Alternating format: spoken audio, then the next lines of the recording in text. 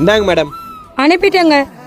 ஏங்க ஒரு நிமிஷம், காசே வரலையே. நான் அனுப்பிட்டேனே. எனக்கு வரலையேங்க. நான் அனுப்பிட்டேன், சர்வர் ப்ராப்ளமா இருக்கும், நீ போறதுக்குள்ள வந்துடும், கிளம்பு. ஹலோ, காசை கொடுத்துட்டு போங்க. என்னடா அதிகாரம் பண்ற, அதை அனுப்பிட்டே சொல்றேன்ல, கிளம்புடா. நான் வாடா போடான்னு பேசுறேன், மரியாதை கெட்டுரும், அப்புறம் நானும் வாடி போடின்னு பேசிடுவேன். யார பாத்துடா வாடி போடின்னு சொன்ன, புறம்போக்கு, அதை காசு அனுப்பிட்டேன்னு சொல்றல, கிளம்புடா. யார புறம்போக்குன்ற? என் காசு வந்தா நான் போறேன். எனக்கு நான் உன் மூஞ்ச பார்த்து பேசணும் ஆசையா என்ன?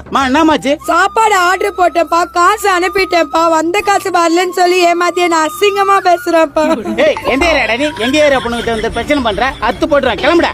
மா, நீ காசு அனுப்பியிருந்தாலும் அனுப்பாதமா. ஏய், நீ கிளம்புடா. நோ, காசு வாங்காம எப்ப நான் போறது? பைக்ல தானே வந்த, பைக்ல போடா. ஏமா ஒரு பார்சல் வாங்க எவ்வளவு நேரம்? பார்சல் எல்லாம் வாங்கிட்டேங்க, அனுப்பின காசை வரலன்னு சொல்லி நான் அசிங்கமா திட்டுறாங்க அந்த புறம்போக்கு. ஆனா அவங்க தானே முதல்ல அசிங்கமா பேசுனாங்க. உங்க காசே அனுப்பல, நீங்க பாருங்க.